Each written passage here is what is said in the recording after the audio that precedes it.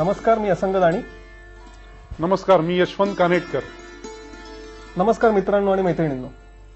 आज करिअर भरारी या सदरामध्ये मी आणि कानेटकर सर तुम्हा सर्वांना करिअर विषयक काही महत्त्वाच्या गोष्टी सांगणार आहोत. मला वाटतं कानेटकर सरांचं नाव IT या क्षेत्रामध्ये जगप्रसिद्ध आहेच, तरी पण एक थोडा परिचय त्यांच्या कार्याचा इथे व्हावा असं मला वाटतं. त्यामुळे मी या कार्यक्रमाची सुरुवात त्यांचा परिचय करून देऊन इच्छितो. मला वाटतं कानेटकर सरांनी सर्वात पहिले आपल्या मित्रांना हे सांगावं की त्यांचं एज्युकेशनल बॅकग्राऊंड काय आहे. माझं तसं शालेय शिक्षण सगळं नागपुरात झालं. अच्छा. त्याच्यानंतर मी BE करायला VJTI मुंबई मध्ये गेलो. ते BE संपल्यानंतर मी MTech करायला IIT कानपूर मध्ये गेलो. आणि महत्वाची बाब अशी की मी BE आणि MTech हे दोन्ही मेकॅनिकल इंजिनिअरिंग मध्ये केलेले आहेत, पण तरी मी आज IT क्षेत्रात काम करतो. तर मुलांना हे कुतूहल आहे की तुम्ही मेकॅनिकल इंजिनिअरिंग या विषयामध्ये BE आणि MTech करून सुद्धा IT या क्षेत्राकडे कसे वळलात?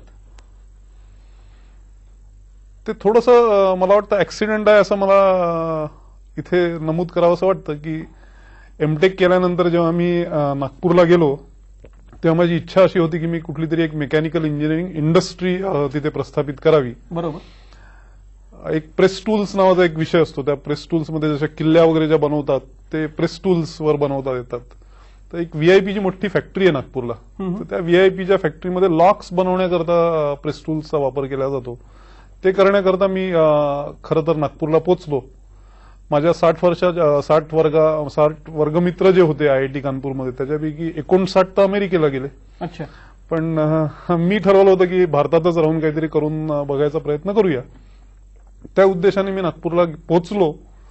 पण एक इंडस्ट्री स्थापन करण्याकरता जे काही भांडवल लागतं ते भांडवल काही मी अनफॉर्च्युनेटली जमा करू शकलो नाही.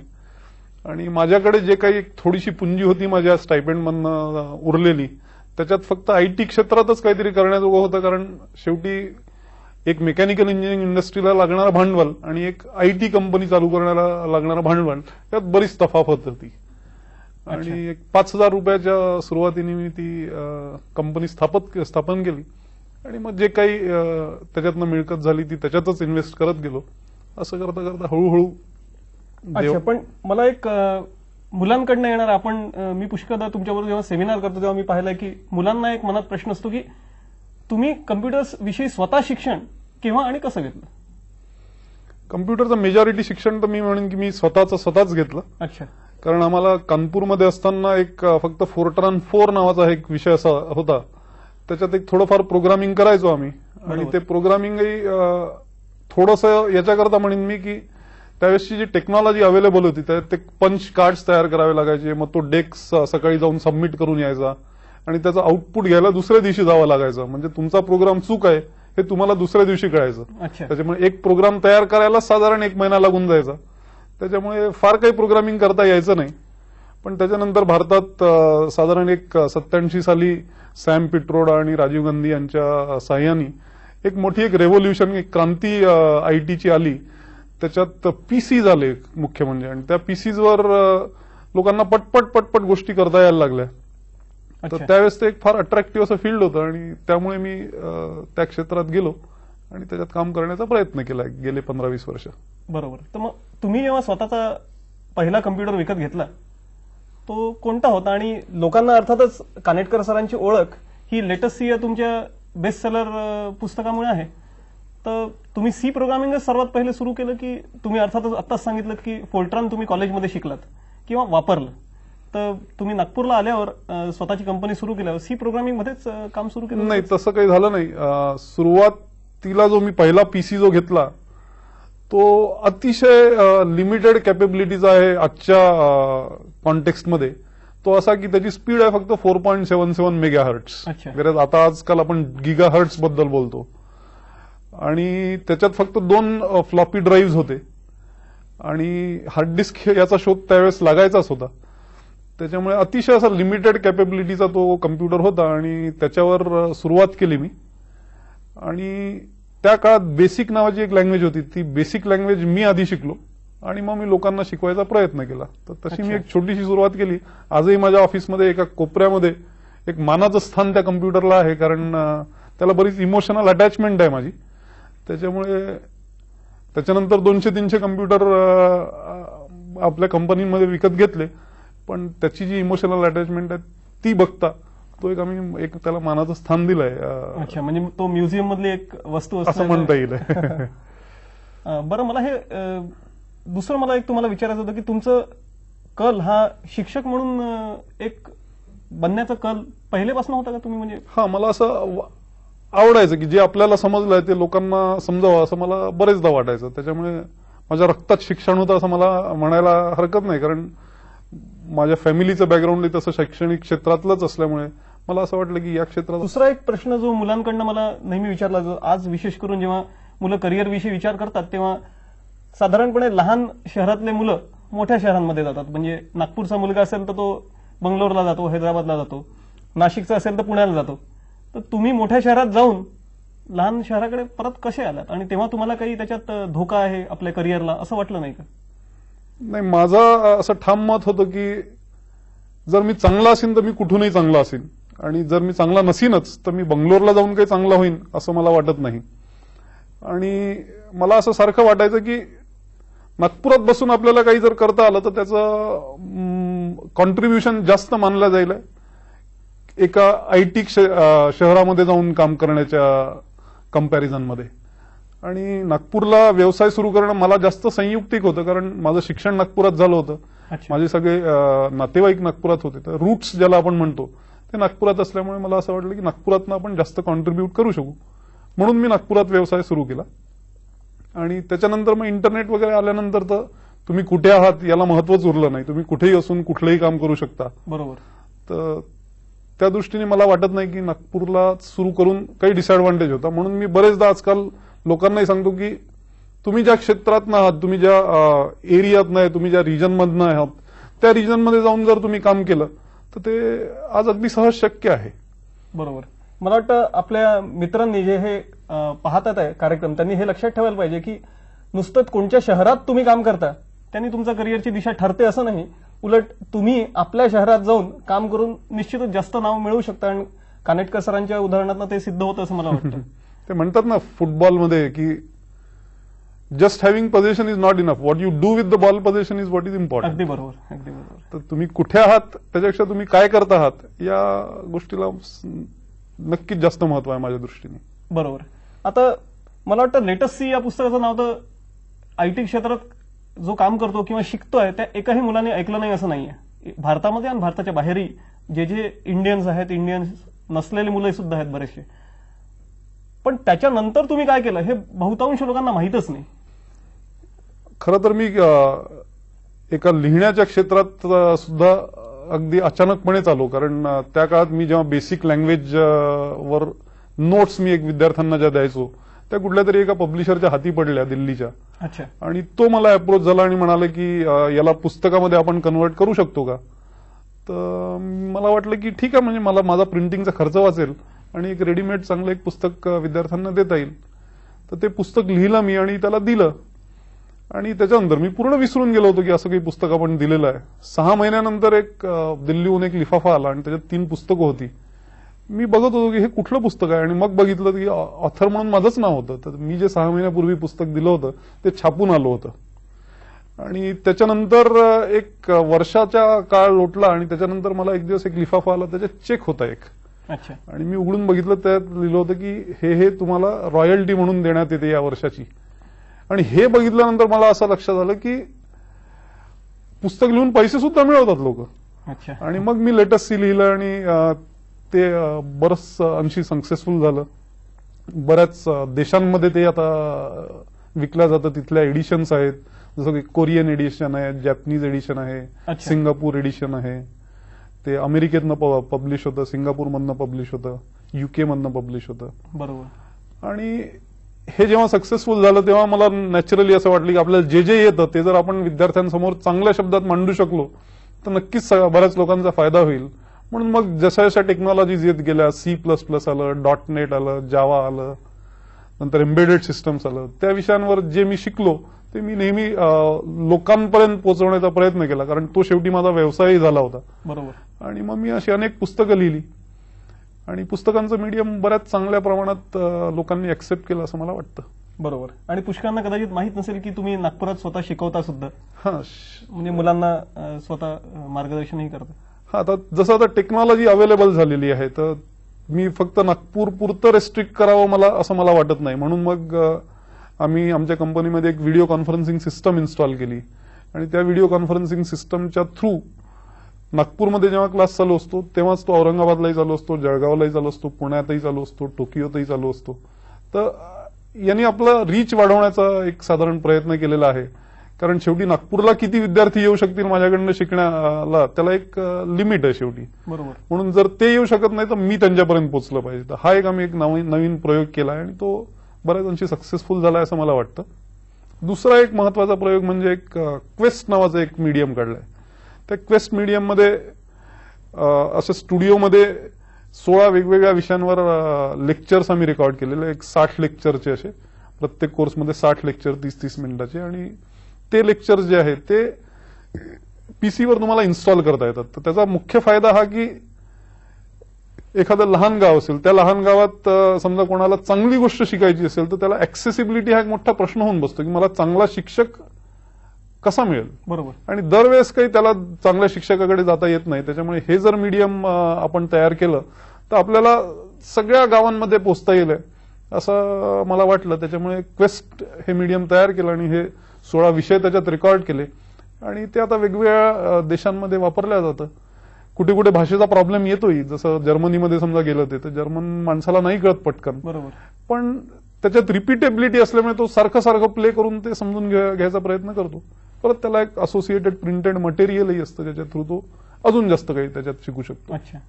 मला वाटतं आणखी एक यशवंतराव चव्हाण मुक्त विद्यापीठासोबतही आपण काही उपक्रम राबवलेला आहे, ज्याच्या माध्यमातून मुलांना त्या विद्यापीठाच्या स्टडी सेंटर्सला जाऊन सुद्धा शिक्षण घेता येतं. त्याच्यातनं त्यांना म्हणजे ट्रेडिशनल एका युनिव्हर्सिटीच्या पेक्षा वेगळ्या पद्धतीने स्वतःच्या वेळेमध्ये शिक्षण घेता येतं. त्याच्याविषयी काही सांगू शकाल का? बरोबर आहे. जसे मुक्त विद्यापीठाचे 85 स्टडी सेंटर्स आहेत, त्या स्टडी सेंटर्समध्ये विद्यापीठाने नेमून दिलेले जे विषय आहेत त्या विषयांबद्दलचे सुद्धा आम्ही लेक्चर्स रेकॉर्ड केलेले आहेत आणि ते लेक्चर जे रेकॉर्ड केलेले आहेत ते तिथे स्टडी सेंटरमध्ये ऐकवले जातात. आणि त्याचा मुख्य फायदा विद्यापीठ अशा पद्धतीने घेतं की फ्लेक्झिबिलिटी जी मुक्त विद्यापीठाचा जो मुक्तपणा आहे तो त्याच्यात त्यांना साध्य करता येतो. कारण नेमकी एक जी क्लासरूम असते त्याच्यात एक वेळेचं बंधन असतं की याच वेळात येऊन तुम्हाला शिकावं लागेल. तो शिक्षक जर दिवसभर उपलब्ध नसेल तर प्रत्येकाला त्या वेळात येऊन शिकणं काही शक्य होत नाही. बरोबर. पण हे जे लेक्चर्स आम्ही मुक्त विद्यापीठाकरता रेकॉर्ड केलेले आहे ते त्यात त्यांच्या पीसीवर एकदा इन्स्टॉल झाले त्या स्टडी सेंटरमध्ये की कुठलाही विद्यार्थी येऊन केव्हाही येऊन कानाला स्पीकर लावले, मशीन चालू केलं की ते लेक्चर्स ऐकू शकतो.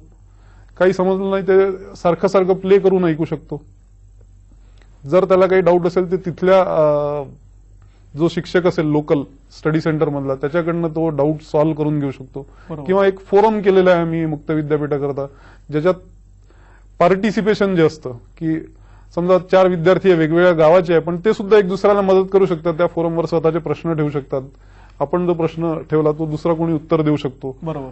त्या प्रकारे सुद्धा त्यांचं शंका निरसन होऊ शकतो याची व्यवस्था केलेली आहे. आज शिक्षणासाठी वेगवेगळ्या संधी सुद्धा माहिती आणि तंत्रज्ञानामुळे उपलब्ध झालेल्या आहेत आणि त्याचा पूर्णपणे लाभ घेतला तर आपल्या करिअरला अतिशय भरघोस मदत होऊ शकते. कारण बहुतांश विद्यार्थी कॉलेजमध्ये आपण जे शिक्षण घेतो त्याच्यावरच अवलंबून असतात आणि त्याच्यामुळे पुष्कळदा त्यांना मदत पुरेशी मिळत नाही असा एक गैरसमज असतो. तर मला वाटतं मुक्त विद्यापीठाच्या माध्यमातून हा एक खूपच चांगला उपक्रम राबवला गेलाय. मला वाटतं ही संकल्पना कोणाची होती? ही संकल्पना तशी म्हणजे इव्हॉल्व्ह झाली असं म्हणता येईल. कारण असे मी अगोदर बरेच प्रयत्न केले होते पण त्या प्रयत्नांना पाहिजे तसं यश मिळालं नव्हतं. जसं स्क्रीनवरनं डायरेक्ट रेकॉर्डिंग करून बघितलं ते काही फारसं सक्सेसफुल होऊ शकलं नाही. मग 1.5 तासाचे लेक्चर्स रेकॉर्ड करून प्रयत्न केला पण त्या 1.5 तासाचे लेक्चर रेकॉर्ड करत असताना काही ना काही त्यात व्यत्यय यायचं आणि ते काही नंतर मग एडिटेबल नसायचं.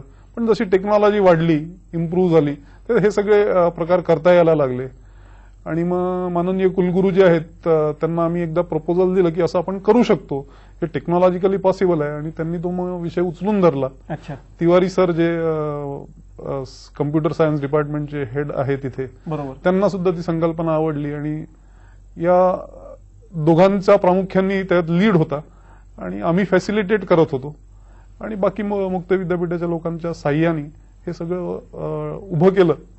आणि आता 85 सेंटर्समध्ये हे चालू आहे, सक्सेसफुली चालू आहे. विद्यार्थ्यांची संख्याही बऱ्याच प्रमाणात वाढलेली आहे. त्याच्यामुळे हा उपक्रम एका चांगल्या दिशेने वाटचाल करतोय असं आपण म्हणू शकतो.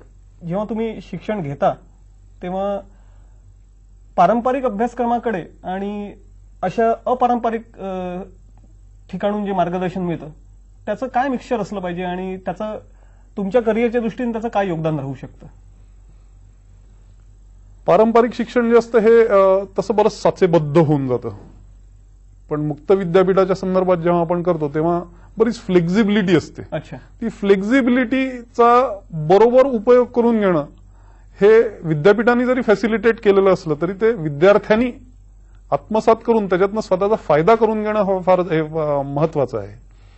अनेक इलेक्टिव्ह विषय असतात, त्याच्यापैकी तुम्हाला प्लॅन करावे लागतात की कुठलं इलेक्टिव्ह मी घ्यायला पाहिजे. तसंच प्रोजेक्ट समजा मला करायचं, तुम्ही कुठलं प्रोजेक्ट करायला पाहिजे. कारण विद्यापीठ फक्त एवढं सांगतं की तुम्हाला एक फायनल इयरमध्ये एक बीसीएच्या कोर्समध्ये म्हणा, एमसीएमच्या कोर्समध्ये एक फायनल इयरमध्ये तुम्हाला एक प्रोजेक्ट करावा लागेल. ते प्रोजेक्ट करत असताना विद्यार्थ्याला पूर्ण मुभा असते की त्यांनी तो काय विषय निवडावा, त्याच्यात काय करावं, हे पूर्ण मुभा विद्यापीठाने दिलेली असते. पण बरेचसे लोक मग ते फक्त खानापुरती करतात, तर ते काही बरोबर नाही. प्रोजेक्ट करत असताना चांगला विषय निवडून काहीतरी करावा अशी विद्यापीठाची अपेक्षा असते. त्याच्याच करता इनफॅक्ट तो विषय दिलेला असतो. नाहीतर मग बाकी सगळे विषय तर विद्यार्थ्यांनी नेमून दिलेलेच आहेत विद्यापीठांनी.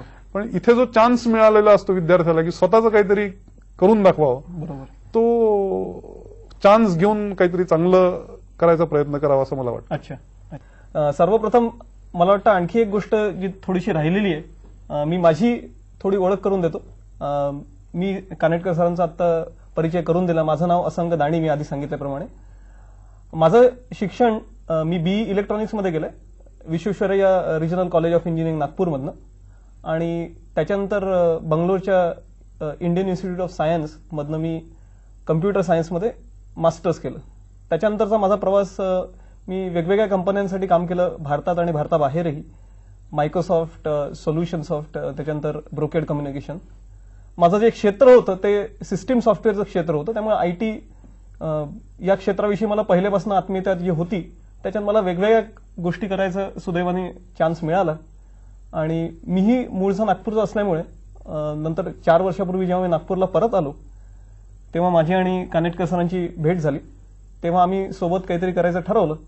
तर आता सध्या मी आणि कानेटकर सर सोबतच काम करतो, वेगवेगळ्या प्रकारचे कामं करतो आम्ही. इथे मी एक महत्वाची गोष्ट नमूद करू इच्छितो, आपल्या प्रेक्षकांना जरूर आवडेल असं मला वाटतं. ते म्हणजे एक साधारण 4 वर्षापूर्वी असंग जेव्हा नागपूरला मला भेटायला आला तेव्हा तो मायक्रोसॉफ्ट USA मध्ये कार्यरत होता. बरंच इंटरेस्टिंग असं कामही करत होता. त्यावेळेस तो आला आणि म्हणाला, सर आपण काहीतरी बरोबर एकत्र मिळून काहीतरी करूया. तर मी जरा आश्चर्यचकित झालो की मायक्रोसॉफ्ट ही तशी या क्षेत्रातली सगळ्यात मोठी कंपनी आणि तिथे एवढं चांगलं काम जो माणूस करतो आहे तो नागपूरला येऊन कशाला माझ्याबरोबर काम करेल.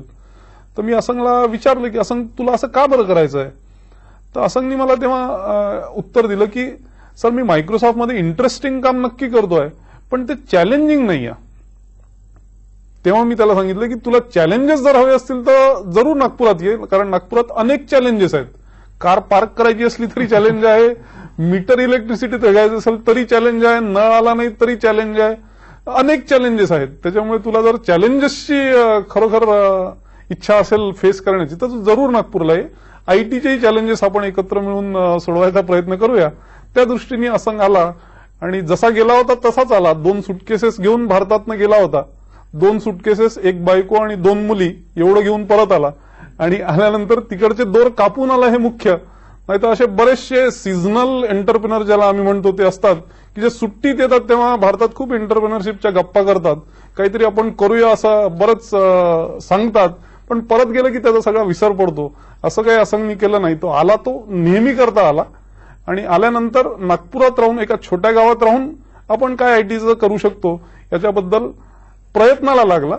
4 वर्षात आम्ही थोडंफार काही करू शकलोय, पण आमची भरारी जास्त मोठी आहे असं मला वाटतं आणि येणाऱ्या काळात आम्ही ते प्रूव्ह करण्याचा प्रयत्न करू. चांगल्या चांगल्या गोष्टी, चांगल्या चांगल्या प्रॉडक्ट्स लोकांसमोर आणण्याचा प्रयत्न करू. या इंट्रोडक्शनचा महत्वाचा मुद्दा हा की तुम्ही जेव्हा इंटरव्ह्यूला जाता तेव्हा तुम्हाला सगळ्यात आधी एक प्रश्न असतो की तुम्ही स्वतःचा परिचय करून द्या. त्याच्यानंतर तुम्ही जेव्हा सिलेक्शन वगैरे होतं आणि कंपनीत जाता तेव्हा कदाचित तुम्हाला अशीही गरज पडू शकते की दुसऱ्याचा परिचय करून द्या. तर स्वतःचा परिचय कसा करावा आणि दुसऱ्याचा परिचय कसा करून द्यावा याचं सुद्धा एक थोडंसं टेक्निक आहे. ते टेक्निक प्रत्येकाला आत्मसात करायला पाहिजे. म्हणून हा पहिला भाग जो होता या कार्यक्रमाचा हा आपण याच्यावरच डिवोट केला की कसा परिचय एक दुसऱ्याचा करून देता येईल आणि कसा स्वतःचा परिचय करून देता येईल.